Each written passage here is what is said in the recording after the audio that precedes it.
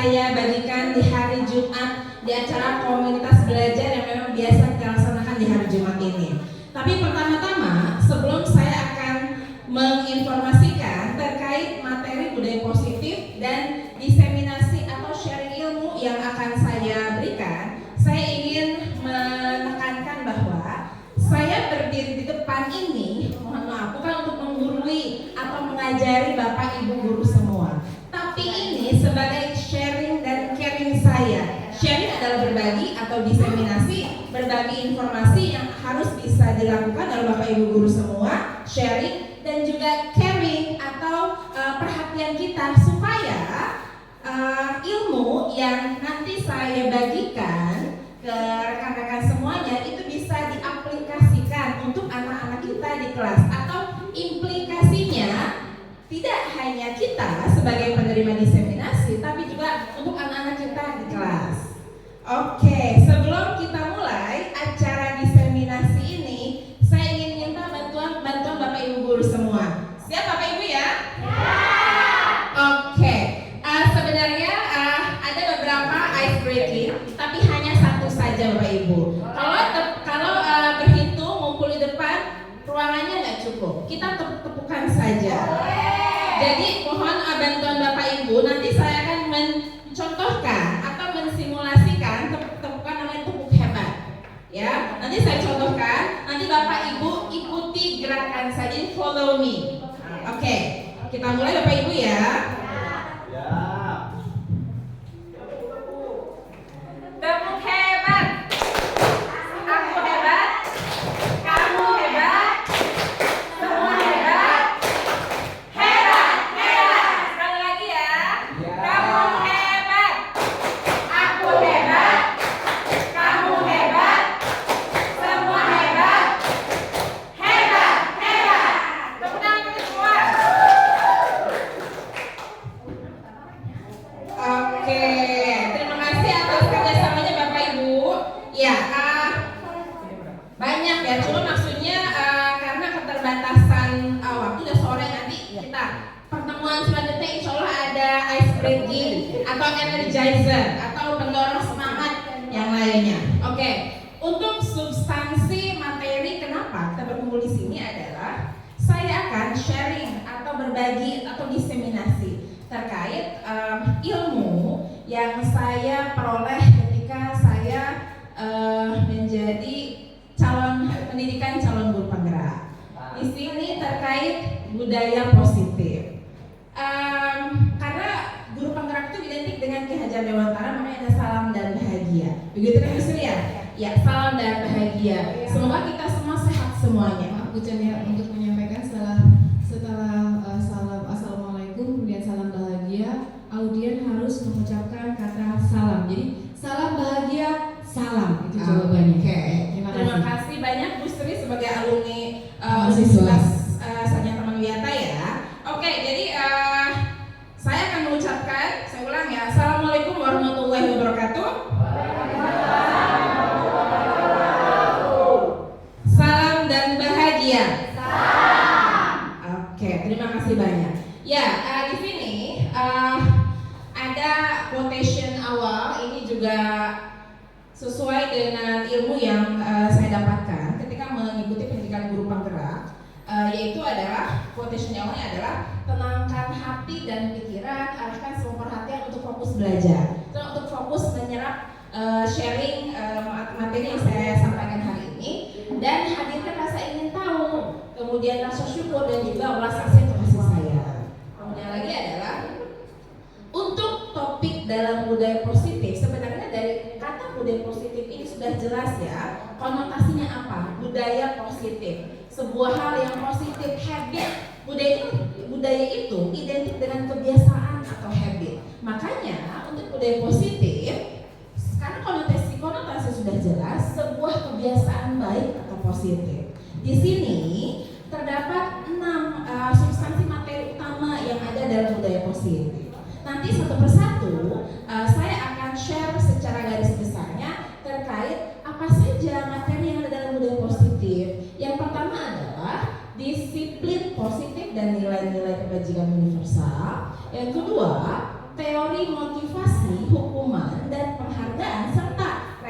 restitusi, yang ketiga keyakinan kelas, keempat kebutuhan dasar manusia dan dunia berkualitas, kelima restitusi dan 5 posisi kontrol, dan yang keenam restitusi dan segitiga restitusi. Jadi ada restitusi berulang berkali-kali ya, berarti memang poin penting restitusi itu sangat krusial dalam budaya positif. Kok bisa ada banyak, nanti akan saya contohkan realnya dan aplikasinya bagaimana saya menerapkan di kelas saya. Selanjutnya, yang pertama adalah disiplin positif dan nilai-nilai kebajikan universal. Bapak Ibu mohon perhatiannya. Di sini ada sebuah pertanyaan dan mohon Bapak Ibu untuk bisa menjawabnya. Di situ ada kepalan tangan. Kalau kepalan tangan, tangan mengepal ya. Oke. Simulasinya adalah ada A dan B. Jadi umpamakan saya dan Bu Sri, saya dan teman saya, jadi menyobek sebuah kertas kecil, kemudian saya menuliskan benda atau sesuatu yang sangat berharga untuk saya. Kemudian saya meletakkan kertas tersebut di tangan saya, mau kanan mau kiri tidak masalah, dan saya menggenggam kertas itu dengan sekuat tenaga, Setelah itu saya mengepalkan tangan saya. Kemudian simulasi berikutnya adalah teman saya, Bu Sri ini contohnya, akan mencoba dengan sekuat tenaga dengan berbagai cara untuk meminta saya memberikan benda yang ada di kepalan tangan saya. Kemudian caranya berbagai macam, bahkan Bu Sri membujuk saya, mengancam saya, menghardik atau menggertak saya, nyuap dengan makanan atau jajanan juga, dan apa saja supaya saya bisa membuka tangan saya. Kira-kira apa yang akan saya lakukan ketika Bu Sri sudah melakukan itu? Ada yang bisa mencoba merespon atau menjawab? Jadi saya akan menunjuk Bu Sri gitu ya Pak ya. Ada lagi Bapak Ibu? Memuka. Kenapa bisa memuka? Karena mungkin saya tergoda dengan permen kayu. Dengan bujuk rayunya ya. Atau bisa juga saya tidak akan tergoda dengan bujukan Bu Sri ya. Atau mungkin juga seperti Pak Jenal tadi, saya mungkin juga akan membalas gertakan Bu Sri tadi itu ya. Atau apa lagi? Selain menonjok, saya ngomong apa lagi kira-kira? Saya tetap tidak akan, atau juga mungkin saya bisa tergoda ya, terbujukkan dengan rayuan Bu Sri tadi gitu loh ya, seperti itu. Oke. Selanjutnya lihat.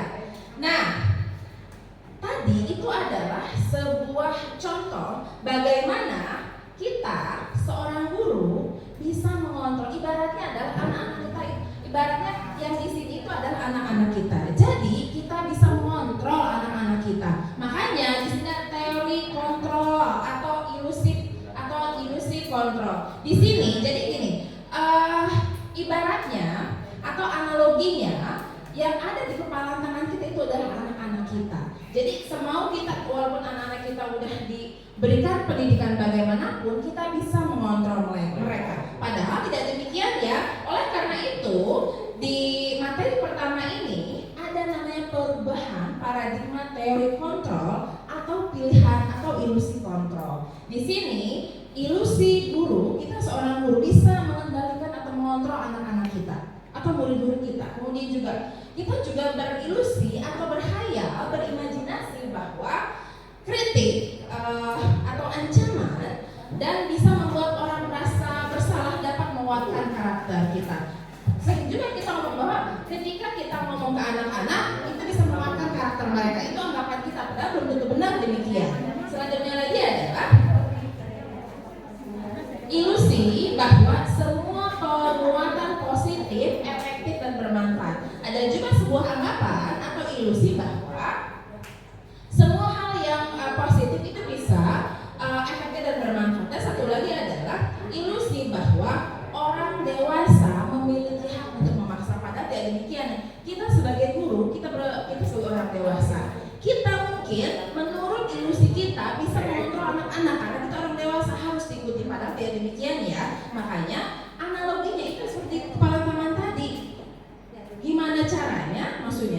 genggaman tangan ini itu bisa terbuka. Makanya kadang kita guru ada yang merayu, ada yang membujuk sama membujuk, ada yang ngancem, ada yang menggertak itu ya seperti itu. Padahal kita lihat mana yang paling efektif dan terdemikian. Nah, makanya disambungkan ke sini dengan teori ilusi kontrol. Selanjutnya, perubahan paradigma stimulus respon atau teori kontrol atau pilihan. Di sini sebenarnya siapa sih memiliki kontrol? Apakah memang kita sebagai guru atau kita harus ikuti anak-anak kita? Nah, di sini diperjelas ada stimulus respon atau stimulus ada rangsangan respon gitu ya. Dan juga ada teori kontrol atau pilihan. Di sini stimulus responnya adalah kita mencoba mengubah orang agar berpandangan sama dengan kita. Contoh kita nih, kita anak-anak, kita dengan ngajar di kelas kita coba, kita maksa anak supaya berpandangan sama dengan kita. Itu yang stimulus responnya. Nah, di teori kontrol pilihannya, silahkan dilihat, kita berusaha memahami pandangan orang lain tentang dunia. Selanjutnya adalah perilaku buruk dapat dilihat sebagai suatu kesalahan. Padahal kalau di teori kontrol semua perilaku pasti memiliki tujuan. Makanya kita coba ke anak-anak, ketika anak berbuat kesalahan kita langsung judgment atau memvonis kamu nggak benar. Kita cek latar belakang anak-anak kita, kenapa mereka berbuat demikian. Makanya di teori kontrol pilihannya semua perilaku pasti memiliki tujuan. Tujuan anak berbuat demikian bagaimana, kita cek di situ. Selanjutnya lagi adalah guru atau orang lain bisa mengontrol siswa atau bisa mengontrol saya di situ ya. Nah, teori kontrolnya hanya Anda yang bisa mengontrol diri Anda. Nah, kontrol di sini kaitannya dengan siswa adalah jadi anak-anak kita mereka bisa mengontrol diri mereka sendiri asal dengan pengawasan dan berbagai dukungan motivasi intrinsik yang kita berikan ke anak-anak kita. Selanjutnya adalah pemaksaan ada pada saat rujukan gagal. Nah, kemudian teori kontrolnya adalah kolaborasi dan konsensus menciptakan pilihan-pilihan baru. Jadi anak tidak harus ikut apa yang kita inginkan ya, tapi bisa juga dengan melakukan kolaborasi atau gotong royong atau kerjasama bareng-bareng gitu ya, bisa juga menghadirkan atau menimbulkan pilihan-pilihan baru. Dan yang terakhir adalah model berpikir menang kalah. Itu yang stimulus responnya. Tapi kalau yang di teori kontrol menang-menang. Jadi murid oke, guru oke. Tidak hanya kita maksa anak-anak nurut ke kita, tapi kita ngomong ke anak-anak juga senang dengan apa yang respon kita. Demikian. Selanjutnya lagi adalah, nah ini cakupan materi disiplin positif agak banyak ya Bapak Ibu ya. Maksudnya lumayan mencakup banyak terkait dengan disiplin positif. Di situ Anda tidak bisa mengontrol orang lain, hanya Anda yang bisa mengontrol diri Anda. Disiplin, kemudian semua perilaku memiliki tujuan. Di situ ada teori motivasi, kemudian untuk menghindari hukuman, untuk mendapatkan imbalan, untuk menghargai diri sendiri, nilai-nilai kebajikan universal, serta keyakinan kelas. Kemudian lagi adalah tadi model berpikir menang-menang. Jadi guru oke, siswa oke. Dia tidak hanya guru menang siswa kalah. Itu kan gitu kalau misal memaksakan kehendak anak. Tapi anak-anak kita oke, kita juga oke. Di sini ada kemudian kolaborasi menciptakan pilihan-pilihan baru. Di sini juga ada 5 posisi kontrol. Nanti kita akan saya akan menampilkan display tampilan tentang 5 posisi kontrol. Kita sebagai guru kita ada di posisi mana sih nanti ada juga analogi atau percakapannya. Selanjutnya lagi adalah realitas kebutuhan kita berbeda dan kita berusaha memahami pandangan orang lain tentang dunia, dan setiap orang memiliki gambaran yang berbeda. Di sini ada 5 kebutuhan dasar manusia. Nanti juga ada 5 kebutuhan dasar manusia seperti survival atau bertahan hidup, power, penguasaan, love and sense of belonging, rasa diterima, happiness, kesenangan, dan juga freedom, kebebasan. Nanti juga ada. Selanjutnya, disiplin. Karena tadi ada sudah 3 teori kontrol, sekarang ke disiplinnya. Jelas ya, bahasa Latin disiplin artinya belajar.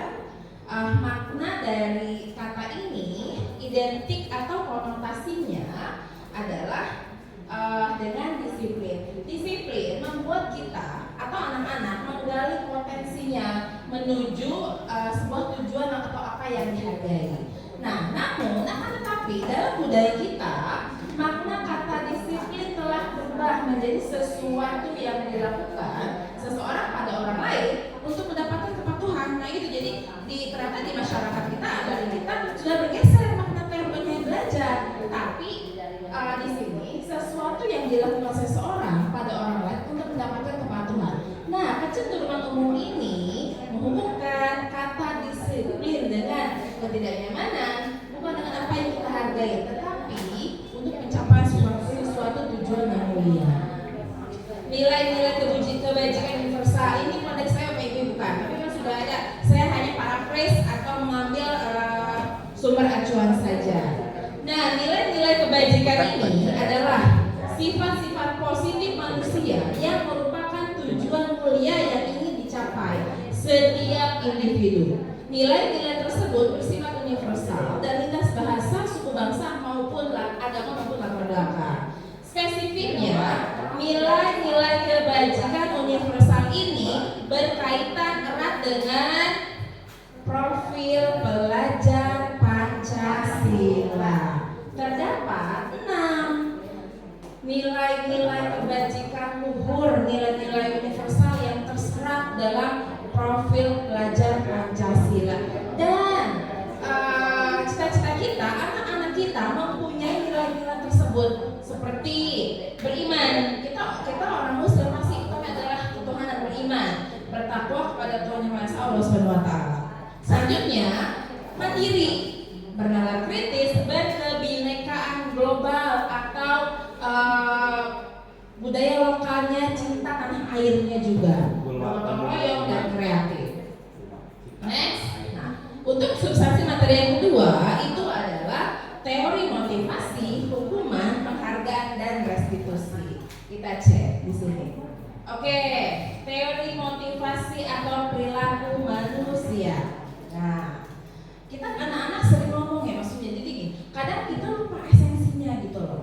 Jadi ketika anak-anak nggak mau sholat, contoh anak saya 13 IPA 1, beberapa anak tuh tiap minggu ada saja yang alasan dengan berbagai macam alasan. Untuk hari ini saja pagi izin sakit, tiba-tiba ada acara ekskul-nya hadir, kan aneh gitu loh ya. Nah kadang kita juga harus berkaca refleksi diri, apakah saya atau anak, nah kita cek latar belakangnya. Nah salah satu adalah sukses utama motivasinya ya, untuk menghindari ketidaknyamanan atau hukuman. Apa yang akan terjadi bila apabila saya tidak melakukannya? Motivasi eksternal. Di situ ada turunannya untuk mendapatkan imbalan dari orang lain atau institusi apa yang akan saya dapatkan apabila saya melakukannya. Motivasi eksternal. Dan ini lihat, untuk menghargai diri sendiri, saya akan menjadi orang seperti apa bila saya melakukannya. Nah ini juga nih harus saya cari tahu ke anak saya. Kenapa terjadi, supaya saya bisa ketika kita tahu akar permasalahannya, insya Allah kita bisa maksudnya menanamkan motivasi apa yang tepat untuk anak-anak kita, terutama ada motivasi internalnya atau dalam dirinya intrinsiknya. Kemudian CGP calon pendidikan guru penggerak ini berkaitan dengan erat Ki Hajar Dewantara. Beliau adalah the founding father of education. Jadi bapak dalam pendidikan beliau ya, Ki Hajar Dewantara. Beliau berkata begini, merdeka itu artinya tidak hanya terlepas dari perintah, akan tetapi juga cakap buat memerintah diri sendiri. Ada keterangannya, ini adalah buku beliau mengenai pemikiran konsepsi keteladanan dari seorang Ki Hajar Dewantara. Selanjutnya, nah kita sering memberikan hadiah tidak anak-anak kita Bapak Ibu? Seringnya, ternyata setelah saya mengikuti pendidikan guru penggerak, ada loh hadiah atau penghargaan yang bisa berupa sebuah hukuman. Kok bisa? Saya juga bisa sih, ternyata ada loh. Jadi bentuk apresiasi kita ke anak-anak itu bisa berupa sebuah hukuman untuk mereka.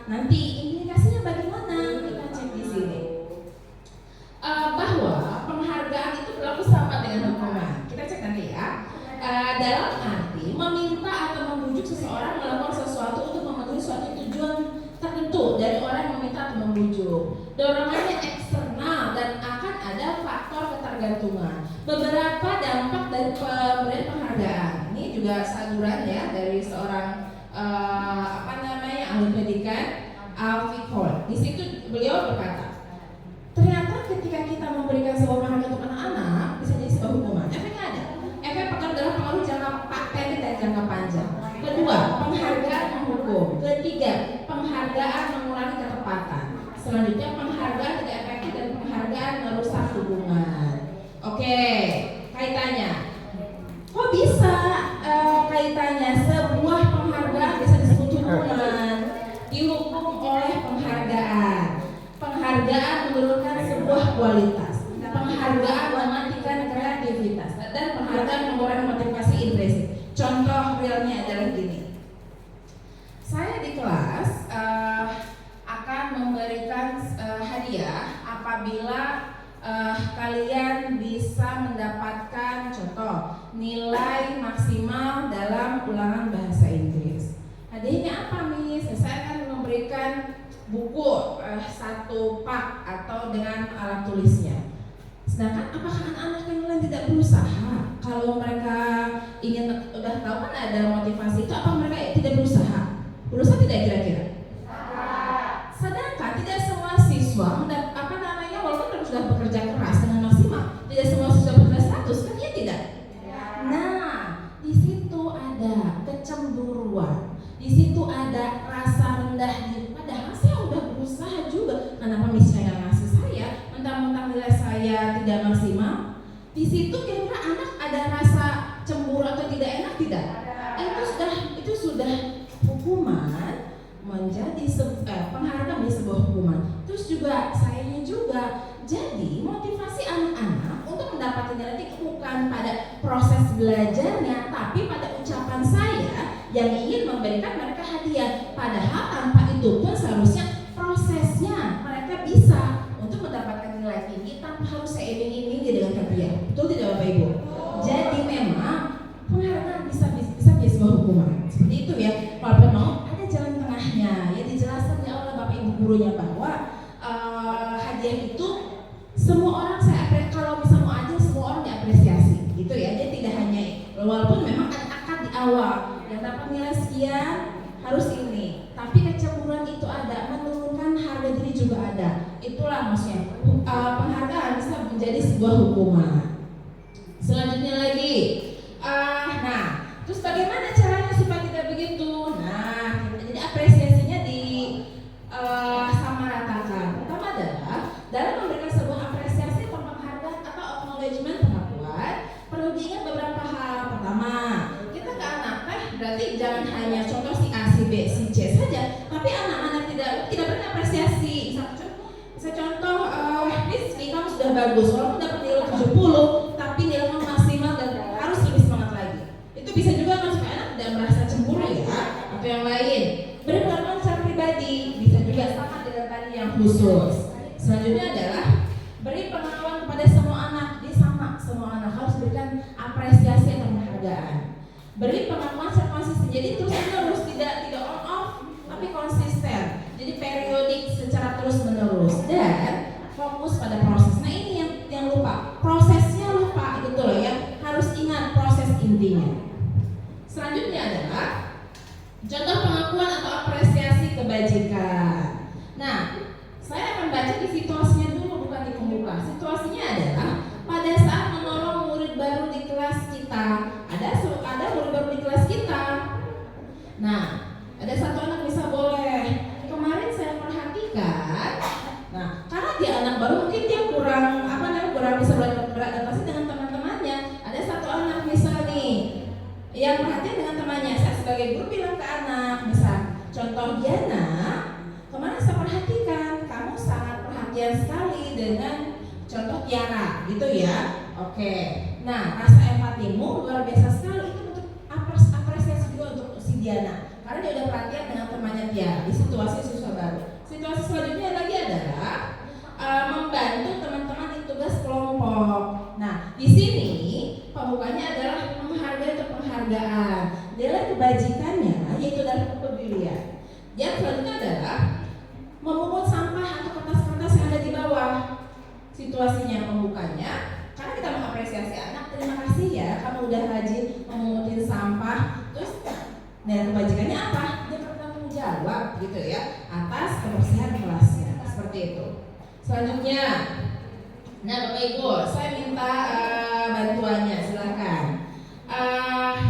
Ini hukuman atau konsekuensi. Oke, lihat. Tindakan guru, contoh, mencatat 100 kali dalam buku kalimat. Saya tidak akan terlambat lagi karena terlambat ke sekolah. Hukuman atau konsekuensi? Saya tidak akan terlambat lagi karena terlambat ke sekolah. Hukuman ya? Oke. Kemudian lari mengelilingi lapangan basket 2 kali karena terlambat hadir di sekolah. Hukuman atau konsekuensi? Oke, jadi 2 hukuman ya. Murid diminta untuk push up 15 kali karena tidak menggunakan masker ke sekolah. Oke. Menggantikan kertas tugas teman yang telah coret-coret. Membersihkan tumpahan air di meja tulis karena tersenggol pada saat belajar. Oke. Murid disuruh untuk mengenakan sepatu sehari di sekolah karena tidak mengenakan sepatu hitam. Hukuman ya? Oke. Oke. Lari ngacu ya Bu ya? Oke.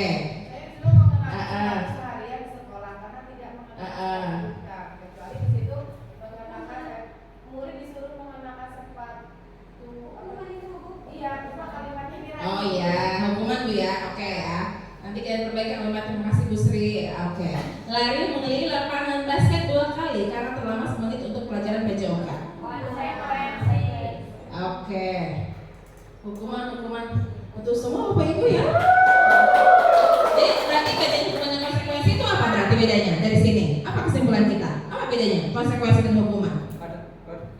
Kalau hukuman itu ke anak-anak akan merasa tersakiti atau ke anak-anak akan merasa kesal ya.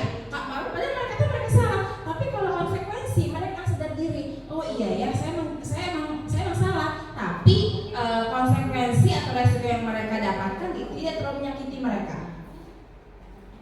Oh iya, nih ada. Nah, kita analisis deh. Kalau saya tidak terlambat lagi ke sekolah, jelas hukuman kan ya, karena dia jelas sudah melanggar kan. Oke. Lari mengelilingi lapangan basket 2 kali, kan terlambat tadi juga sama ya, itu sebuah hukuman gitu loh ya. Karena memang. Tapi di antara 2 ini pasti mereka akan merasa nggak enak kan ya. Mereka tahu salah jelas tahu, tapi mereka nggak enak gitu loh. Kita bandingkan dengan konsekuensi ini. Membersihkan tumpahan air di meja tulis tersenggol pada saat belajar. Dia tanggung jawab nggak di situ? Misal contoh saya nih tersenggol, saya salah kan? Tapi apa saya harus ganti karena jelas saya salah. Terus apakah yang tadi mereka nggak salah? Salah juga.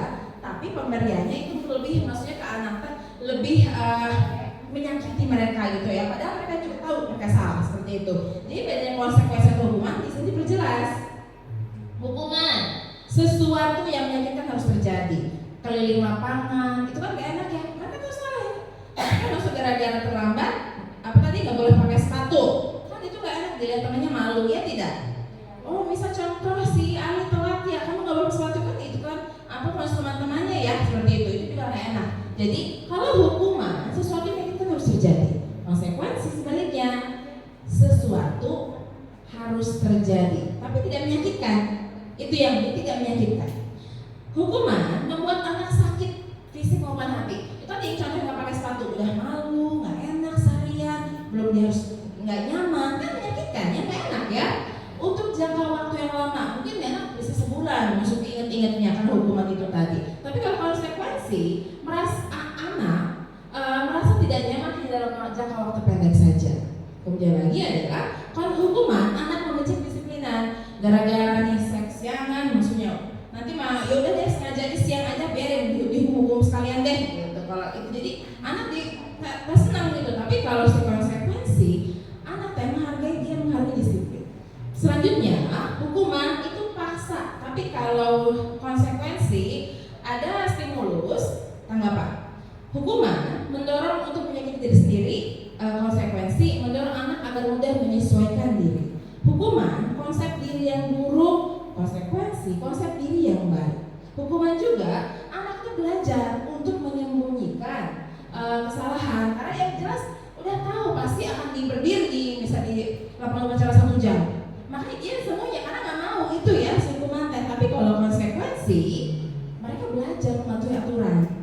Selanjutnya lagi adalah marah, rasa bersalah, malu, merasa tidak dihargai. Itu yang hukuman. Tapi kalau konsekuensi, anak hanya dibuat kehilangan sementara saja, dibuat tidak nyaman sementara saja, dan juga hanya untuk sementara. Ya, jangan langsung voice no judgment seperti itu. Ya.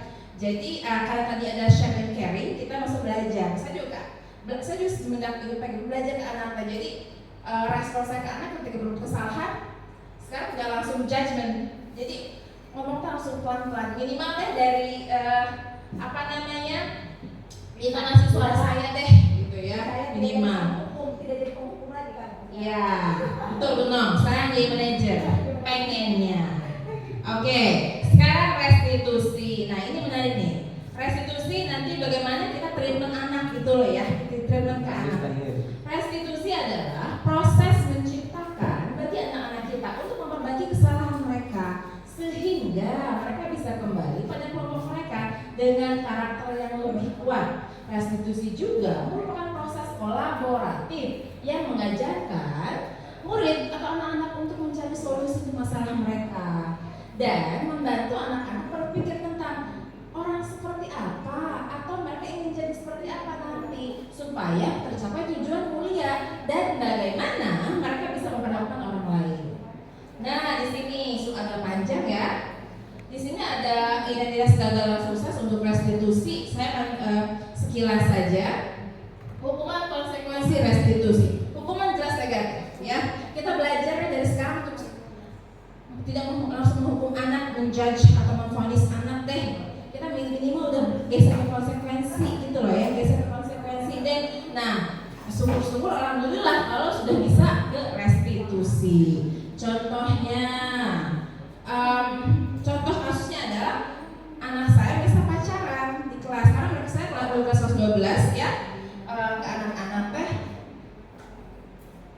kamu tahu nggak apa yang kamu lakukan? Jadi nggak bisa contoh, Sunardi, nah, tapi kamu tahu nggak apa yang kamu lakukan?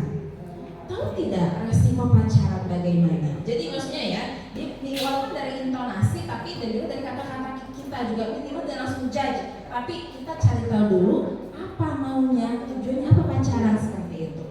Selanjutnya lagi adalah, nah, ciri-ciri restitusi. Tadi sudah disebutkan, restitusi adalah anak-anak ini proses kolaboratif yang mengajarkan guru untuk mencari solusi baru untuk masalah mereka. Di sini terdapat 9 ciri-ciri restitusi. Yang pertama adalah bukan untuk menebus kesalahan, ya Bapak Ibu ya, tapi anak-anak dibuat belajar dari kesalahan mereka apa. Contoh, mereka memperbaiki hubungan mereka. Hubungannya bukan dengan misalnya contoh pacaran enggak, tapi hubungan mereka dengan Bapak Ibu gurunya, dengan teman-teman yang tidak baik bagaimana. Kemudian ada offering, tawaran, kamu mau apa sekarang? Jadi kita nawarin bukan memaksakan kehendak kita. Selanjutnya, restitusi itu menuntut untuk melihat ke dalam diri anak. Coba deh, kamu cari tahu dulu, kamu mau apa sebenarnya sih? Apakah mau lanjut pacaran atau mau lanjut sekolah? Karena nggak bisa dua contohnya. Kemudian, restitusi itu mencari kebutuhan dasar yang mendasari tindakan. Restitusi diri juga adalah cara yang paling baik. Restitusi juga fokus pada karakter, bukan hanya tindakan saja. Restitusi fokus pada solusi dan restitusi mengembalikan murid yang berbuat salah pada kelompoknya. Nah, sekarang kegiatan kelas. Kegiatan kelas saya kemarin sudah buat dengan anak saya 12 IPA 1. Jadi mereka luar biasa. Ternyata memang maunya mereka banyak gitu loh ya. 36 anak walaupun ada 3 yang nggak sekolah. Karena variatif ini anak-anak tadi di sini ada kegiatan kelas. Tapi ada analogi kasus di sini. Saya minta pendapat Bapak Ibu. Mengapa sih tidak peraturan saja ya? Mengapa harus kegiatan kelas? Ada yang bisa menjawab tidak? Kenapa sih harus keyakinan kelas bukan peraturan? Atau mengapa sih maksudnya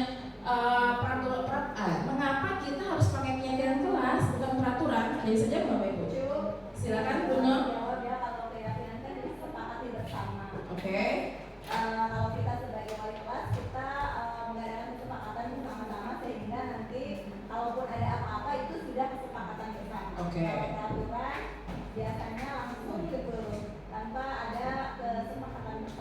Oke, terima kasih Bu Nong Ana ya. Tepuk tangan untuk Bu Nong Ana. Ya. Ya, betul sekali Bu Nong Ana. Terima kasih atas insight dan inputnya ya, betul sekali. Jadi keyakinan kelas pasti terbuat atas kesepakatan bersama. Jadi anak-anak kita mereka memberikan sumbangsi pikiran, keinginan mereka akan apa yang terjadi dalam kelas. Tapi kalau peraturan sifatnya mengikat, memaksa, mau nggak mau harus ikut. Kamu nggak ikut peraturan, hukum, gitu kan ya. Tapi kalau keyakinan kelas dibuat atas kesepakatan bersama. Jadi ketika anak-anak melanggar, itu jadi mereka motivasi intrinsik mereka. Oh iya, ini kan saya yang buat ya. Contoh, karena dalam pikiran kelas tidak boleh ada negasi tidak atau jangan. Tidak boleh kata-kata negatif. Misal, tidak boleh main handphone dalam pembelajaran. Jangan pakai kata tidak. Misal, memainkan handphone hanya di jam istirahat saja. Berarti dengan kata lain, selain jam istirahat nggak boleh main handphone kan ya. Nah, ketika mereka melanggar pada jam pelajaran, mereka akan sadar, oh iya contoh, tadi saya buat ya, karena saya lihat contoh si Tiara main handphone pada jam contoh jam bahasa Inggris. Nah, makanya dia buat. Ketika mereka melanggar, mereka akan ingat gitu. Apakah institusi mengikat? Tidak juga, karena ini adalah ini, karena kita menumbuhkan motivasi intrinsik mereka untuk bisa disiplin gitu loh ya. Jadi ketika mereka melanggar, ingat lagi, kita saya buat ya. Jadi ada kesadaran dalam diri mereka untuk tidak bisa melanggar apa yang telah mereka buat. Dan restitusi juga itu sifatnya adalah reliable, jadi boleh dirubah periodik, bisa seminggu sekali, 2 minggu sekali, silahkan. Tergantung kesepakatan kelasnya dengan yang lain. Selanjutnya lagi adalah nih, mengapa? Nah, kita memiliki peraturan harus menggunakan helm bila mengendarai kendaraan roda 2. Kira-kira kenapa Bapak Ibu? Kenapa? Pertanyaannya adalah mengapa tidak peraturan saja? Mengapa harus keyakinan kelas? Karena di sini jawaban. Jadi bertanya, tapi dikasihnya adalah menjawab pertanyaan lagi ya. Nah, lihat. Mengapa kita memiliki peraturan 3M, menggunakan masker, mencuci tangan, dan menjaga jarak 1,5 meter? Mengapa kita memiliki peraturan harus datang tepat waktu pada saat mengikuti pelatihan? Kenapa bisa begitu Bapak Ibu? Ada yang tahu tidak? Ada yang bisa memberi masukan tidak? Padahal kenapa harus peraturan? Kenapa tidak keyakinan kelas? Dah jelas Anda tanya, kenapa jawabannya harus Anda tanya lagi? Kira-kira apa esensinya? Ada yang bisa membantu saya Bapak Ibu? Apa kira-kira esensinya? Kenapa harus peraturan, tidak keyakinan kelas? Dan malah jawabannya pertanyaan lagi seperti itu. Ini berkaitan dengan gini. Kita pakai helm mengendarai kendaraan roda 2. Kira-kira untuk apa itu? Keselamatan. Nah, pertanyaan ini maka harus keyakinan. Jadi ada nilai universalnya. Keselamatan ini yang kita ambil gitu. Jadi nilai keselamatan ini yang menjadi nilai universalnya seperti itu. Mengapa juga kita memiliki peraturan 3M menggunakan masker, mencuci tangan, menjaga jarak 1,5 meter? Apa nilainya? Kesehatan kan ya? Nah, nilai itu juga yang bisa kita ambil, nilai universalnya. Kemudian, mengapa kita memiliki peraturan harus datang tepat waktu pada saat mengikuti pelatihan? Apa nilainya? Disiplin. Nah, 3 nilai itu adalah menjadi sebuah esensi utama kesepakatan kelas, keyakinan kelas dibuat. Karena mereka yang membuat ada kesadaran intrinsik atau internal mereka. Jadi tadi kan menggunakan handphone di jam pelajaran. Apa nilainya? Bapak Ibu? Apa nilainya? Apakah berkorban, menghargai? Bukan ya, apa nilainya? Disiplin, ya tidak? Bisa masuk nggak ke situ? Atau harus menghormati, menghargai teman di kelas? Apa nilainya? Penghargaan? Ya tidak. Nah, nilai itu yang kita ambil dalam keyakinan kelas. Motivasi intrinsik yang kita buat di kelas supaya anak-anak timbul dalam diri mereka, supaya mereka disiplin tidak hanya paksaan, menghargai tidak hanya peraturan, tapi memang timbul dalam diri mereka. Itu esensi utamanya Bapak Ibu. Selanjutnya lagi adalah, nah, kira-kira yang mana merupakan keyakinan kelas dan mengapa? Kesepakatan kelas, kami guru dan murid saling menyayangi, kami murid yang semangat belajar, kami murid yang peduli dengan teman-teman. Mana tahu kesepakatan kelas datang tepat waktu mengucapkan salam, menjaga kebersihan sekolah, apalagi berdoa sebelum dan sudah kegiatan, aktif dalam pembelajaran, tertib. Ini kegiatan kelas dua-duanya apa cuma satu doang? Dua-duanya tidak Bapak Ibu? Apa hanya satu doang? Yang mana? Dua-duanya tidak ada kalimat negasi ya, tidak ada tidak atau jangan, tidak. Dua-duanya positif semua. Dan itu sudah jelas timbul nilai universalnya. Untuk yang pertama, kami dan murid harus saling menyayangi. Jelaskan nilai saling menyayanginya, nilai universalnya. Kami murid yang semangat belajar, semangat kan ya, nilai universal juga. Kami murid yang peduli dengan teman-teman, kepeduliannya juga. Jadi bisa disimpulkan bahwa kedua gambar di depan Bapak Ibu adalah memang itu adalah keyakinan dan terjadi kesempatan kelas yang bisa diaplikasikan dalam kelas kita semua. Selanjutnya lagi, Bapak Ibu, saya minta bantuan sekali lagi. Banyak kali sebenarnya, banyak. Salah satunya ya. Peraturannya adalah selalu kembalikan buku ke tempatnya. Kira-kira apa keyakinan kelasnya? Oke, dilarang mengganggu orang lain. Oke, saling menghormati ya. Kemudian lagi adalah hadir di sekolah 15 menit sebelum pembelajaran dimulai. Oke, dilarang melakukan kekerasan.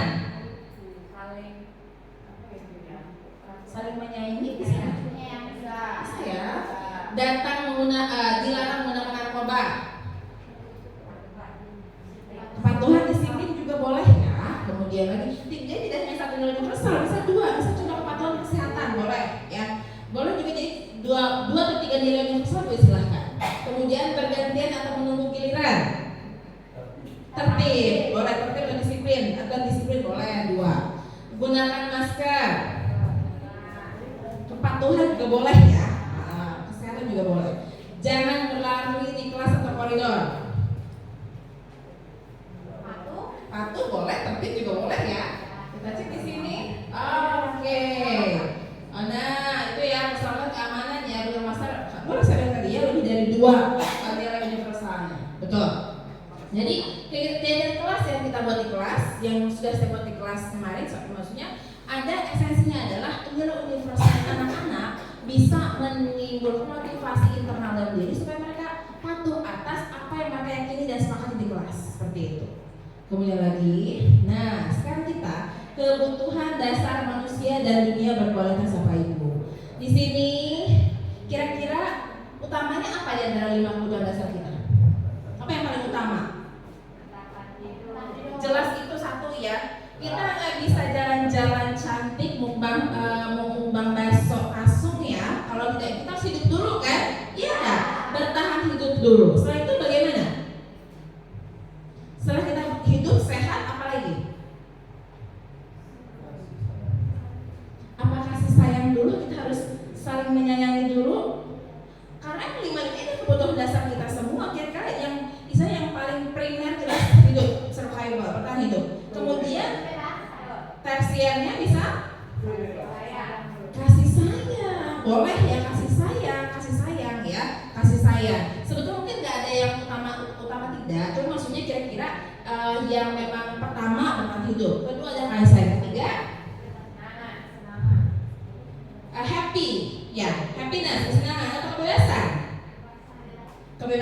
ya, freedom. Selanjutnya happiness, kesenangan, dan terakhir adalah baru penguasaan power. Setelah kita tercukupi semuanya, baru kita bisa punya power ya, power penguasaan.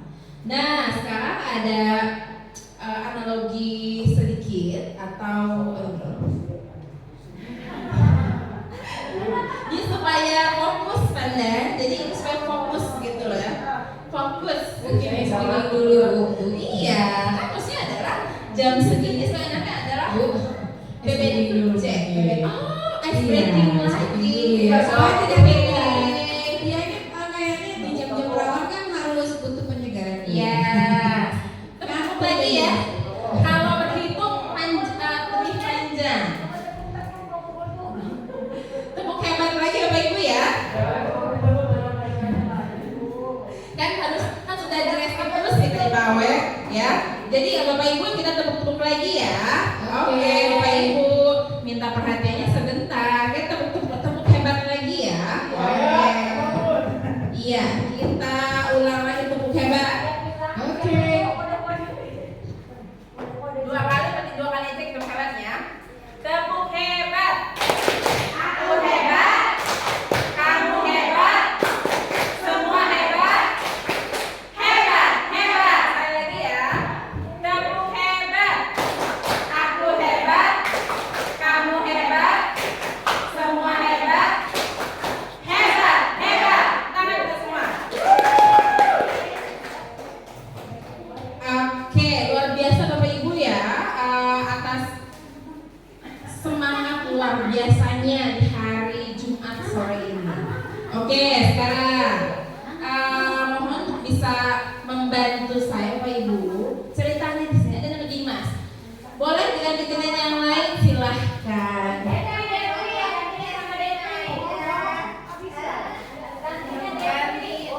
Untuk minta es krim nanti. Oke, tenang ya. Detri, primadona sekolah kita. Kalau ada nama siswa bernama Detri ya, anaknya memang aktif sekali ya. Kita tahu anaknya semua guru senang dengan anak ini, ya. Ya anaknya lucu-lucu gitu sih. Ya. Jadi sejak saya tahu maksudnya tentang pendidikan, nyebelinnya udah nggak ada. Saya sebutkan lucu aja. Tidak, anaknya emang disenangi oleh semua guru kan, anaknya Detri kan ya. Ya, katanya cita-citanya menjadi astronot katanya. Bisa diatur nanti ya. Kita sudah bicarakan siswa kita yang berprestasi menjadi astronot. Oke, tahun ini Detri genap berusia 17 tahun. Sweet 17, 17 tahun. Menurut info ibunya mungkin akan melaksanakan ulang tahunnya di Pantai Carita. Iya, senang sekali ketika ayahnya mulai mengajarkan cara menyetir mobil. Orang tuanya mau mampu ya, makanya dia diajarin cara bawa mobil, nyetir mobil, mengendarai mobil.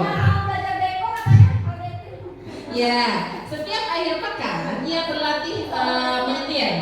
Ia terlihat senang sekali berlatih sampai akhirnya ia bisa menyetir mobil dengan baik dan lancar. Ketika ibunya bertanya pada Detri, apa yang membuat dia ingin bisa menyetir mobil? Jawaban Detri berbagai macam. Nah, kira-kira kebutuhan anak ini tuh bagaimana? Seperti itu. Jawaban Detri berbagai macam. Kita cek kebutuhannya apa yang ingin sebenarnya Detri penuhi di situ. Dia bilang, "Ma, pengen ngerasa keren dan bangga aja." Berarti kira-kira apa yang dia ingin penuhi? Keren dan bangga aja. Di antara 5 tadi, penguasaan, cinta, oke. Keren banget, berarti kan teman-teman bisa lihat, wah si Detri keren Mungkin Naila yang dulu nggak suka jadi suka ketika bawa mobil. Suka sebagai sahabat dan teman, ya. Oke. Kemudian dia juga bilang ke ibunya, "Ma, biar bisa jalan-jalan bawa teman-teman naik mobil. Teman-teman kita pengen ke Bagadur, Ma." Kebutuhan apa yang ingin dia penuhi? Nah, kesenangan ya. Oke. Kalau senang nanti buat teman-temannya, termasuk Naila tadi. Oke. Detri. Terus dia bilang lagi ibunya, "Ma, senang deh bisa pergi ke tempat-tempat yang aku sukai." Boleh, kebebasan. Dan lagi, "Ma, nyetir mobil itu seru tahu." Apa? Butuh apa yang ingin dia penuhi? Seru tahu, Ma, nyetir mobil itu. Berarti apa kira-kira? Kebutuhan apa yang ingin dia penuhi? Kalau menyetir mobil seru. Oke, lihat penguasaan ya. Dia merasa betul. Pak keren tahu nah penguasaan. Biar bisa jalan-jalan sesuai dan bisa terima kebebasan dan kesenangan. Luar biasa keren. Bapak Ibu semua ya, tangan. Good. Oke. Selanjutnya 5 posisi kontrol. Oke, sebentar. 5 posisi kontrol.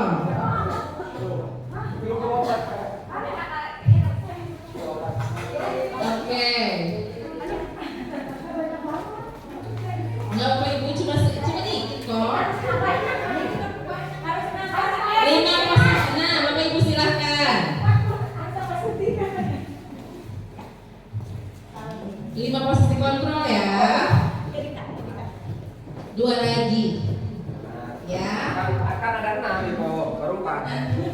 Iya. Kan kita berkolaborasi. Ya. Oke. 5 posisi kontrol di sini. Oke. Di situ ada. Nah, ini adalah nih. Ini juga menurut saya salah satu yang krusial. Jadi treatment kita ke anak ketika anak berbuat sesuatu yang kira-kira melanggar peraturan sekolah yang sudah sekolah tentukan di sekolah. Apa posisi kita? Contoh, realnya saja. Saya pada kelas 12. Beberapa dinamika anak saya itu luar biasa. Jadi hanya saya, tapi Bapak Ibu yang sama. Yang terbaru adalah selain yang kesurupan itu ya, itu juga ada beberapa tadi yang alasan sekolah. Ini setiap itu ada aja nggak sekolahnya, ada sudah kelas 12. Nah itu yang dinamika terbaru yang saya hadapi dengan anak saya. Nah kita anaknya bisa contoh si Rizky aja, Rizky yang lewat pagi izin nih sakit perut, tiba-tiba siap dengan motornya lewat wangi, kok kamu sakit malah ada. Itu kan juga luar biasa dinamik. Apakah terus saya Rizky? Tidak. Jadi posisi kontrol kita ada berada di yang mana? Saya mengakui saya sebagai posisi penghukum atau memberikan ketidaknyamanan. Saya akui itu ya ke anak-anak terutama karena atas kesalahan yang mereka buat. Nah di sini kita klasifikasikan Bapak Ibu kira-kira, no bukan. Kita ada di posisi mana dilihat dari ucapan kita ke anak-anak. Lihat di sini. Oke. Untuk yang penghukum di sini menghardik atau menggertak gitu, nunjuk-nunjuk, nyindir-nyindir. Nah, contoh, awas ya Rizky, kalau kamu nggak sekolah, awas ya, nah, gitu. Saya pindahkan kamu ke Papua, contoh, bisa ya, gitu. Itu kan penghukum. Saya itu ya, sebelum ikut pendidikan ini, oke. Rasa bersalah, kita ngomong panjang lebar, anak-anak pusing. Ya, udah ngomong ke anak ya, sejak juga udah merasa keras, apalagi udah mendam kesalahan gitu ya. Nah itu kemudian Rizky, aduh saya kecewa sama kan mau berbohong. Nah itu sebagai posisi sebagai hukum. Kemudian teman, jadi kita posisi kita adalah ke anak-anak teh, ayolah gitu maksudnya. Kamu bisa kan demi ibu ya, kamu demi saya bisa kan ya? Oh iya miss, gitu contoh. Pemantau. Jadi kita ke anak teh, jadi kita hanya mengawasi saja kata-kata yang bisa boleh. Apa peraturannya bisa Rizky? Tahu nggak peraturannya apa? Kalau misal kamu nggak masuk nggak apa, udah 9 hari. Oh iya nih ya, misal saya nggak boleh lulus ya. Jadi kita mengawasi anak kan. Kita hanya ngomong, kamu tahu nggak peraturannya apa? Kalau kamu nggak masuk sekolah aja. Contoh seperti itu. Dan manajer di sini yang paling oke gitu loh ya, posisi manajer. Dan amin semoga saya dan Ibu bisa memposisikan diri kan sebagai manajer gitu ya. Di sini adalah kita anak-anak kita memberikan kita maksud merefleksi diri gitu anak-anak gitu maksudnya. Saya tahu maksudnya atau gini deh maksudnya, kamu tahu nggak salah kamu apa? Atau bisa juga kita masuk ngomong ke anak-anak teh, bagaimana, kamu tahu nggak bagaimana cara kamu untuk bisa memperbaiki kesalahan kamu, gitu ya. Itu adalah kata-kata yang memang sering diucapkan untuk 5 posisi kontrol ini. Nah Bapak Ibu dari tampilan display di sini, kira-kira kalau saya pribadi saya mengakui saya adalah pemberi hukuman dan membuat rasa bersalah. Saya akui itu sebelum mengikuti pendidikan guru penggerak. Kira-kira Bapak Ibu ada di berada posisi mana di antara 5 posisi kontrol ini? Beda-beda ya. Oke. Nah kalau dari statement di sini, saya kecewa sekali dengan kamu. Kira-kira posisi kontrol apa? Boleh ya, membuat rasa bersalah ya. Oke. Kemudian kamu tidak pernah benar melakukannya. Oke. Ayah lakukan, ayolah demi ibu loh. Oke. Apakah kamu mendapatkan stiker bintang hari ini? Oke. Bagaimana kamu bisa menyelesaikan masalah ini?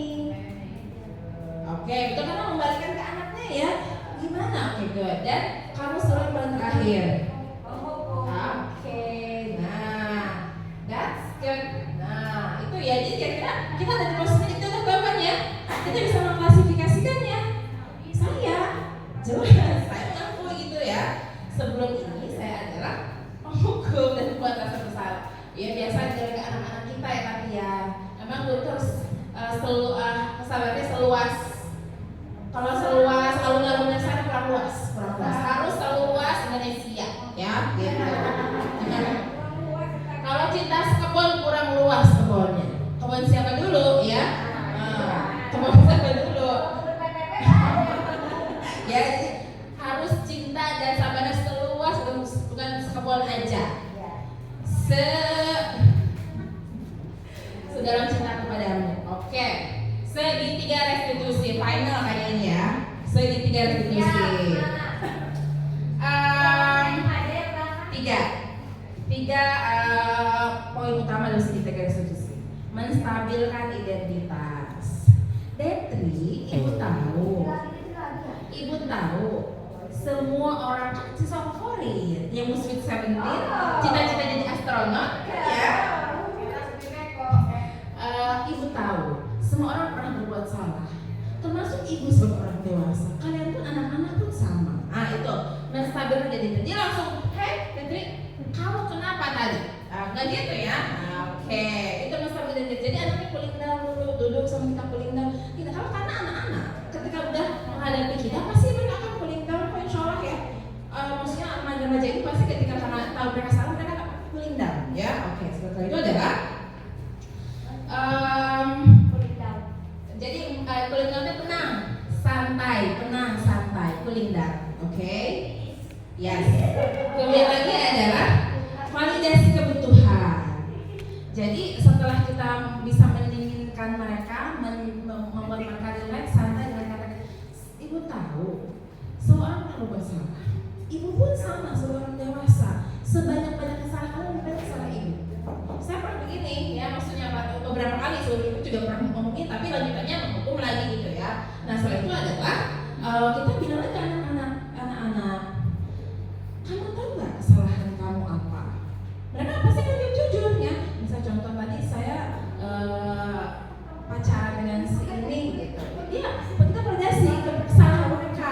Terus kita cek kenapa kamu bisa pacaran dengan si ini. Nah itu ya. Tapi kan intonasi yang santai juga. Setelah itu adalah menanyakan keyakinan. Setelah kita tenangkan, dia mengakui kesalahan, kita cek. Sekarang kamu maunya di mana? Dan kamu maunya di mana? Apakah mau lanjut pacaran dan langsung menikah? Atau mau ada di kelas 12 fokus ke kelulusan? Nah itu kan ya seperti itu. Jadi menstabilkan identitas, validasi kebutuhan atau keyakinan, dan menanyakan keyakinan. Itu endingnya. Sekarang dia merefleksi diri, dia udah ditenangkan, dia mengakui kesalahan, dia refleksi diri. Kamu sekarang maunya gimana? Gitu kan ya, seperti itu. Jadi adalah menanyakan keyakinan. Selanjutnya, menstabilkan identitas. Sudah Bapak Ibu ya. Oke. Bermasalah dengan manusiawi. Nah, tadi. Jadi ibu tahu semua remaja itu pasti salah. Begitu pun ibu sama. Seperti itu juga sama. Kalimat-kalimat yang bisa menstabilkan identitas anak-anak kita ketika mereka berbuat salah. Bapak ibu tidak pernah mencari siapa yang benar, siapa yang salah. Ibu hanya tertarik untuk menyelesaikan masalah kamu saja. Ya, beberapa kata yang bisa digunakan dalam menstabilkan identitas. Selanjutnya, basicnya atau kebutuhan anak-anak kita, divalidasi kebutuhan. Kata-katanya adalah, apakah kamu bisa melakukan lebih baik besok pagi, gitu kan? Kamu mengakui tidak kesalahan kamu apa hari ini? Cita-cita kamu apa? Kira-kira dalam hidup kamu yang penting apa? Pacaran atau orang tua? Kira-kira yang penting check out Shopee lancar atau pacaran? Gitu kan ya. Check out Shopee apa dengan pacaran? Tidak gitu. Jadi kita validasi kebutuhan anak-anak ini apa yang utamanya. Selanjutnya menanyakan keyakinan. Setelah mereka santai, selanjutnya menanyakan keyakinan mereka paling akhir. Kamu ingin jadi anak seperti apa? Atau setelah kamu punya cita-cita, kamu ngapain lagi sih? Supaya fokus di kelas 12 sampai lulus. Itu kata-kata saya yang kemarin saya lakukan dan lain sebagainya. Selanjutnya lagi adalah, nah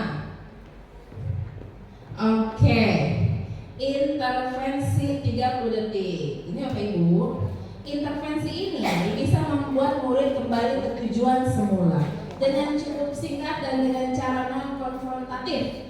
Pertanyaan-pertanyaan yang diajukan biasanya dikemukakan oleh seorang pemantau atau manajer. Contoh, apa kamu menjadi lebih baik lagi? Anak pasti merespon, iya dong Bu. Saya punya cita-cita pengen jadi guru matematika. Contoh, saya pengen jadi pengacara. Contoh, jadi itu. Jadi tanya sendiri mereka. Kemudian lagi adalah, apakah wajar untuk kesalahan? Ya berwajar, bisa nggak perbaiki? Contoh juga itu ya. Saat ini kami seharusnya berbuat apa?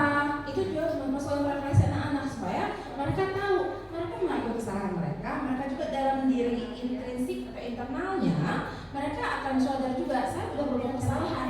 Kira-kira apa yang harus saya lakukan untuk bisa memperbaiki kesalahan saya tersebut? Oke, Bapak Ibu, refleksi tidak usah ya. Oke. Berarti langsung pertanyaan. Oke, ini closing quotation lagi supaya a little bit of English. Ya, ini bahasa Inggris. A well-educated mind will always have more questions than answers. Terus galat. Jadi beliau teh berkata ya. Jadi seorang atau sebuah pemikiran yang cerdas, yang luar biasa dan terdidik akan lebih banyak mempunyai jawaban dibanding pertanyaan. Itu ya. Oke, terima kasih banyak Bapak Ibu.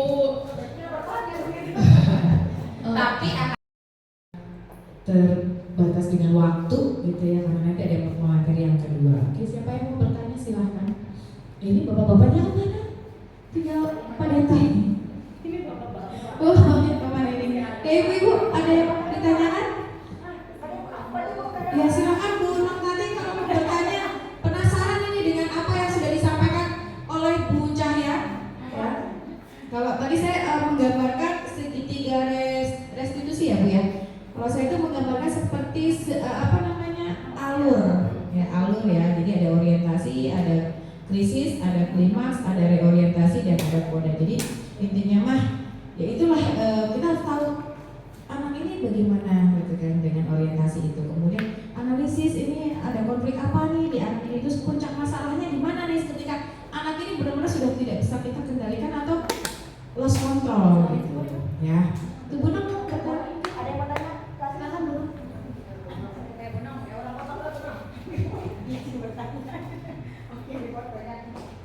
masih kan on ya?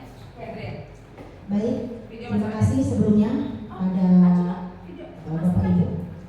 Saya izin bertanya ya.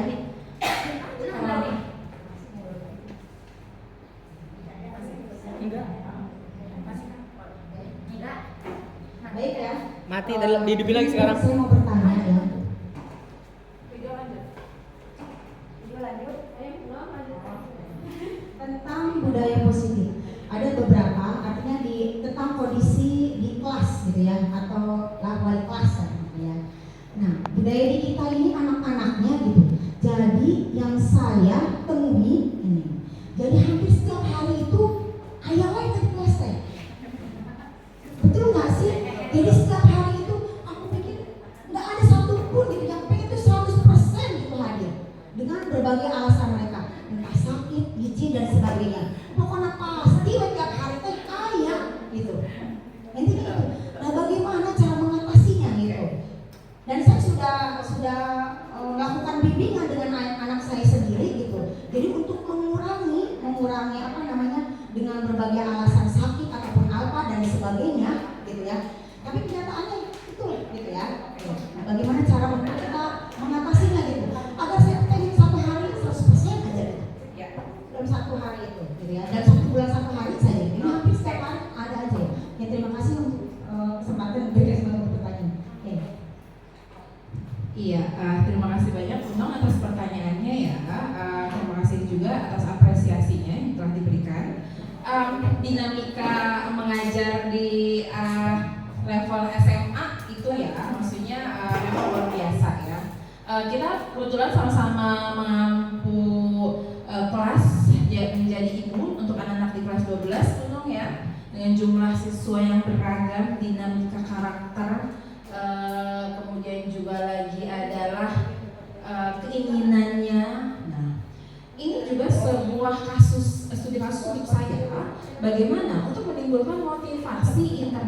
supaya mereka bisa sekolah setiap hari tanpa ada alasan. Untuk jawabannya pun pasti tidak akan ada jawaban yang pasti, ya. Analoginya begini, kalau masih menemukan motivasi anak untuk belajar bahasa Inggris, saya belajar maklum bahasa Inggris. Jawabannya pun akan beragam, ya, tentang model belajar, metode dan lain sebagainya. Nah, untuk pertanyaan Bu Noh pun pasti gini, jawaban saya pasti tidak akan saklek sesuai dan diaplikasikan ke anak. Mungkin ketika Bu Noh menerapkannya mungkin tidak akan benar, belum tentu juga anak akan nurut juga. Tapi gini, minimal ketahui dulu latar belakang anak-anak kita, bisa diaplikasikan dengan restitusi itu tadi, ya. Gini, esensi utama restitusi itu adalah menggali motivasi diri anak supaya mereka bergerak sesuai dengan apa yang ada dalam hati, pikiran, minat mereka, tanpa ada dorongan dari Bapak Ibu guru ataupun dari Bapak Ibu di rumah, seperti itu. Tetapi mendidik itu tidak hanya tugas Bapak Ibu di sekolah, Bapak Ibu, no, bukan. SD, SMP, SMA, tapi juga adalah koordinasi, kolaborasi antara Bapak Ibu guru di sekolah dan juga Bapak Ibu di rumah, seperti itu, ya. Jadi ketika kita sudah ini, ikhtiar tanpa henti itu untuk anak kita nonstop. Tidak ada untuk putus kesabaran melalui anak kita, tidak. Makanya saya bilang kalau cinta sekebon itu kurang besar. Cinta ke anak-anak kita dan sahabat anak kita harus seluas samudra Hindia deh, paling luas gitu ya. Dia gini, kalau udah ini terus bicara lagi sama anak-anak nonstop. Jadi istilahnya sekeras-kerasnya batu pasti akan ada bolongnya. Jadi nonstopnya kita ngomong terlepas, tapi gini, mungkin mereka pun, tapi mungkin caranya mungkin proses dulu karena, hey sini kamu, gitu. Tapi mungkin dan diisahkan dengan nilai-nilaian ya, istilahnya tes seperti nonstop dan koordinasi dengan orang tua, Bapak Ibu di rumah, gitu. Itu jadi kunci penting utama kita karena mendidik anak apalagi anak-anak remaja itu luar biasa, ya. Ruang hidup anak-anak kita itu di rumah, sekolah. Ketika mereka sudah keluar dari rumah, Bapak Ibunya konfirmasi bagaimana keadaan anak setelah itu, karena mereka diperlukan dari rumah, koordinasi juga dan Bapak Ibu di rumah supaya mereka bisa berangkat sekolah setiap hari tanpa ada kendala. Ketika ada kendala mereka tidak ke sekolah, pasti ada konfirmasinya ke Bapak Ibu di sekolah atau wali kelasnya. Sehingga saya bilang tadi, koordinasi, kolaborasi antara Bapak Ibu di sekolah dan orang tua di rumah itu punya peranan krusial penting sekali. Apabila restitusi bukan tidak berarti belum maksimal dilakukan, tapi minimal istilahnya batu teh pasti akan bicara untuk anak sadar ini bahwa dia harus sekolah setiap hari. Itu Bu Noh dari saya. Terima kasih banyak. Oke. Ada yang mau sudah puas belum jawabannya? Silakan Bu El.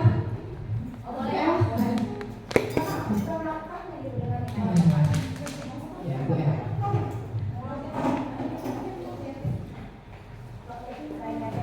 Kakak Ade.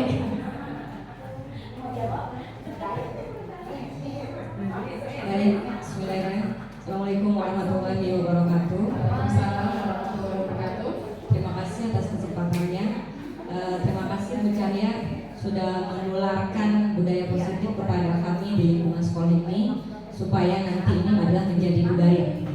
Karena ini adalah sesuatu hal yang positif, sesuatu hal yang baik, bahwa kita juga dalam penerapan disiplin positif ini adalah menanamkan atau memperlakukan siswa itu sesuai dengan derajatnya masing-masing, gitu ya. Dan karena tentu kita adalah di posisi yang paling tinggi dibandingkan dengan yang lainnya yang diciptakan oleh Tuhan, gitu. Tapi tentunya bahwa kita juga tidak bisa bergerak sendiri, Bu Cahya, betul kan? Bahwa ketika kita mendiseminasikan, menularkan budaya positif ini tanpa ada dukungan dari stakeholder terutama, dari sekolah terutama, maka ini hanya akan berhenti sampai di sini, gitu ya. Kebetulan di sini ada bagian daripada stakeholder SMA. Mohon nanti Ibu Wakasek Kurikulum, Ibu Wakasek Kesiswaan, Ibu Wakasek Humas, untuk bisa bagaimana kita menjalankan segitiga restitusi ini dalam penyelesaian masalah. Bahwa dari kasus-kasus yang ditayangkan tadi, kita begitu memuliakan anak di tempat yang mulia, gitu kan. Bagaimana anak tidak kita jatuhkan, tidak kita diskreditkan, tidak kita rendahkan, tapi bagaimana kita mengangkat anak sehingga berada di posisi Jadi mohon untuk kedepannya bahwa ini adalah menjadi suatu pembiasaan atau budaya yang bagus di lingkungan SMA kita. Mungkin itu aja Bu. Terima kasih. Assalamualaikum warahmatullahi wabarakatuh. Waalaikumsalam warahmatullahi wabarakatuh. Lebih tepatnya adalah additional statement ya. Terima kasih Bu Lela, rekan saya, calon guru penggerak juga angkatan 9 ya. Sekaligus wakasek humas juga. Oke. Jadi benar sekali, tepat sekali ya. Support atau dukungan dari pemangku kebijakan atau stakeholder sekolah itu punya peranan penting sekali Bapak kepala sekolah, Bapak ya. Kalau Bapak Ibu wakil kepala sekolah jelas, rekan-rekan yang saya cintai ini juga sangat jelas ya. Jadi selain stakeholder pemangku kebijakan, juga ada dukungan rekan-rekan juga, dan juga tidak lupa anak-anak kita juga ya. Itu namanya support system kita untuk menjalankan budaya positif. Terkait substansi, bukan pertanyaannya, tapi hanya tambahan additional statement. Jadi benar Bapak Ibu pemangku kebijakan, Ibu pemangku stakeholder atau pemangku kebijakan, karena saya bilang di awal habit, kan budaya itu kan habit ya, atau kebiasaan positif. Itu memang tidak hanya stagnan atau stuck di diseminasi ini. Diseminasi etimologinya adalah membagikan sebuah hal yang baru supaya bisa diterapkan. Itu arti diseminasi. Jadi tidak hanya diseminasi saja gitu, tapi juga ini ada follow up-nya, ada tindak lanjutnya supaya bagaimana bisa diterapkan, diaplikasikan untuk anak-anak, supaya tidak hanya anak, ya, untuk semuanya, tidak hanya anak, tapi kita juga treatment kita, perlakuan kita ke anak-anak ketika menghadapi sebuah masalah ya. Masalah yang kita hadapi di tingkat SMA itu luar biasa Bapak Ibu ya. Ada yang out of the box, ada yang in the box gitu. Yang out of the box yang kita alami sekarang nih, banyak anak kesurupan gimana, cari apakah bisa direstitusi? Nah itu juga masih dalam question time besar sekali gitu loh. Apakah bisa, karena mungkin saja bisa terlepas dalam tanda kutip ya, dalam tanda kutip maksudnya ya makhluk ini semua. Tapi mungkin juga anak-anak kita ini kan ada masalah di rumah yang kita tidak tahu kan ya, seperti itu. Jadi bisa, tapi dukungan support system dari sekolah atau pemangku kebijakan juga penting supaya kebiasaan baik ini tidak hanya stuck di sini saja atau hanya beberapa bapak ibu guru orang saja melaksanakan, tapi seluruh komponen sekolah dengan dukungan pemangku kebijakan bisa melaksanakannya. Insya Allah, karena ini adalah suatu kebiasaan yang baik ya, hasilnya pun akan baik dan maksimal untuk anak-anak kita. Karena gini, demi anak-anak kita saya bilang apapun akan kita upayakan seperti itu ya. Dan terima kasih banyak atas insight dan inputnya. Ya, terima kasih banyak. Oke, terima kasih kepada Ibu Wakasek Humas yang sudah memberikan masukan dan memberikan motivasi dan motivasi. Oke, ada yang mau bertanya lagi?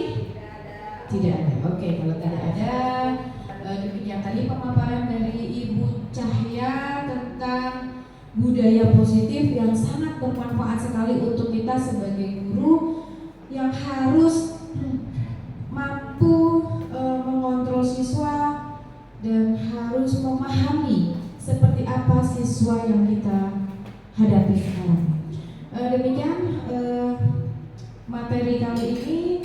Saya mohon maaf apabila saya banyak kekurangan karena kesempurnaan hanyalah milik Allah.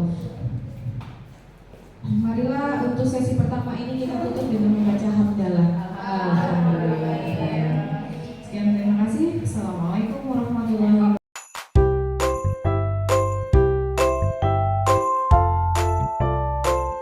Assalamualaikum warahmatullahi wabarakatuh.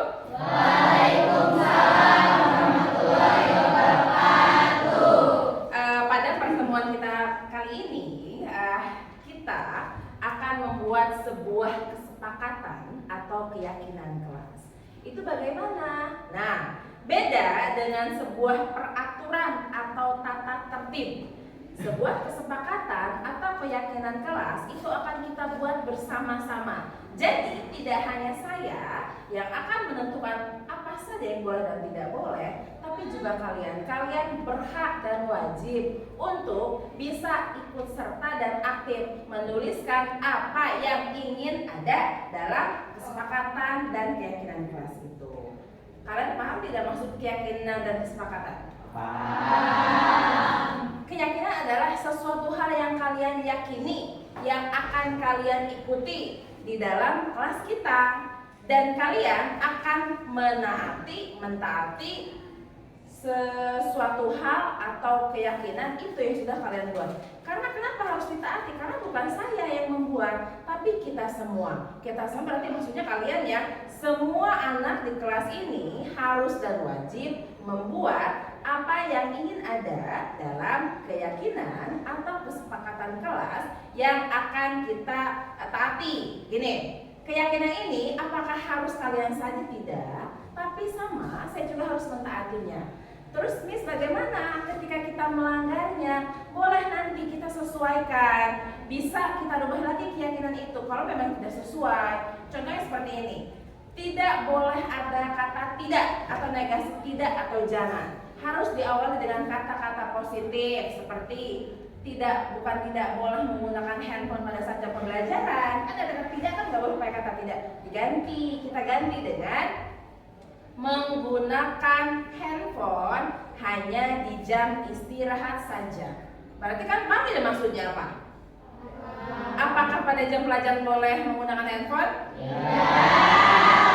Berarti jelas ya, keyakinan kelas itu akan kita buat bersama-sama. Contoh, kalian ingin buat apa yang akan kita taati, kemudian akan kita ikuti dan harus kita laksanakan, terutama di kelas kita.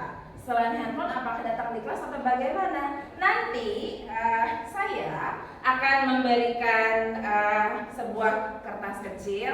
Kalian silahkan tulis apa yang ingin kalian yakini, dan juga nanti akan menjadi sebuah kesepakatan kelas kita dan harus kita ikuti semua. Saya akan bagikan sekarang dan nanti kita tempel dan kita bacakan apa saja yang akan kita tulis dan menjadi sebuah kesepakatan kelas atau keyakinan kelas.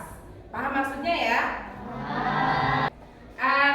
Sudah saya bagikan terkait sticky note yang harus kita sepakati bersama-sama. Kesepakatan keyakinan kelas apa saja yang akan kita buat di kelas ya. Tadi sudah saya contohkan. Misalnya contohnya kalau misalnya kalian masih bingung, kan tidak boleh menggunakan kata tidak atau jangan. Kita di kelas tidak boleh saling ngejek, saling membuli ya. Bercanda sih bercanda. Ya, tetapi kalian tidak boleh menggunakan kata tidak, bisa diganti. Harus menghormati, menghargai, menyayangi. Nanti kalian bisa salah arti. Menghormati, menyayangi, menghormati, menghargai teman. Silakan tulis gitu ya. Dan lain sebagainya. Silakan saya berikan waktu 3 menit deh untuk nulis keyakinan kelas yang ingin kita buat dan sepakati bersama-sama. Pause aja. Action. Ya, sudah diberikan waktu ya untuk membuat kesepakatan, keyakinan dan akan kita sepakati bersama-sama terkait apa yang harus kita sepakati dan yakini di kelas kita. Silakan ditempel dan akan kita susun dan nanti kita tempel dalam kelas. Jadi ketika ada beberapa siswa atau anak yang melanggar keyakinannya, berarti nanti kita rubah. Jadi keyakinan kelas itu sifatnya bisa berubah. Berubahnya kapan? Bisa 1 bulan sekali. Kalau 1 hari sekali nggak mungkin ya, tapi bisa berubah-ubah gitu ya. Silakan kalian catat terkait kesepakatan dan keyakinan kelas yang akan kita sepakati dan taati bersama. Silakan dicatat sekarang sampai ditempel di depan. Catatan kesepakatan kelas kita ditempel di depan, tapi satu-satu ya supaya teratur dan rapi. Yang depan dahulu, baru bagian kedua dan lain sebagainya. Silakan maju ditempel hasilnya.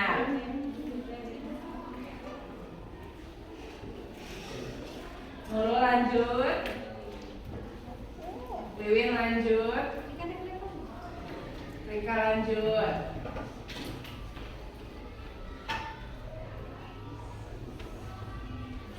Sabila lanjut. Sabila belakang lanjut, kumpulkan berdiri.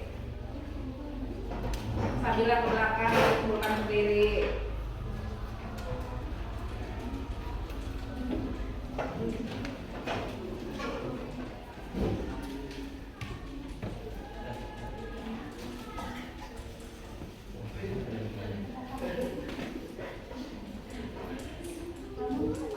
Putri Ayunda lanjut.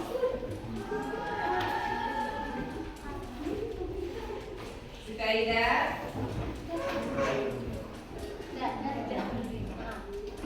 Lester, Lester belakang main kan sekarang lanjut.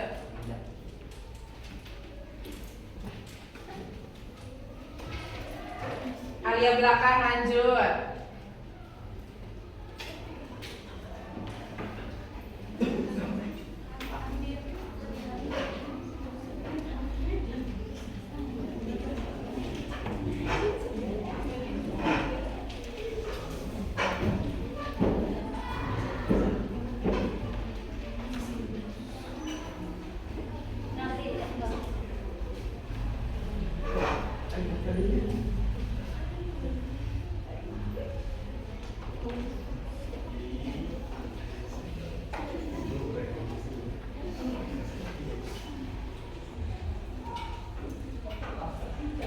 Oke. Belakang lanjut. Anissa.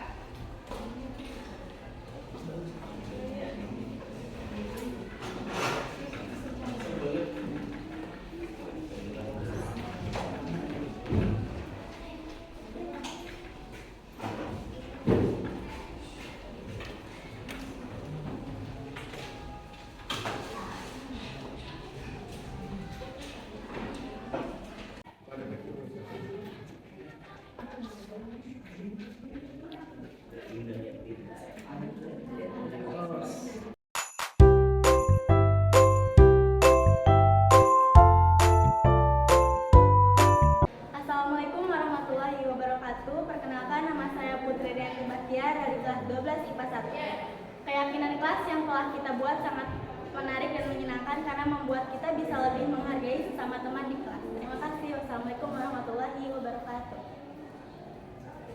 Assalamualaikum warahmatullahi wabarakatuh. Perkenalkan, nama saya Eka Lestia, saya dari kelas 12 MIPA 1. Keyakinan kelas yang telah kita buat sangat menarik dan menyenangkan karena dengan adanya kesepakatan kelas ini membuat kita bisa lebih disiplin. Terima kasih. Wassalamualaikum warahmatullahi wabarakatuh. Assalamualaikum warahmatullahi wabarakatuh. Nama saya Resta Anggara Luhur, kelas 12 IPA 1. Keyakinan kelas yang telah kita buat sangat menarik dan menyenangkan karena dengan adanya kesepakatan kelas ini membuat kita bisa lebih bertanggung jawab. Terima kasih. Wassalamualaikum warahmatullahi wabarakatuh.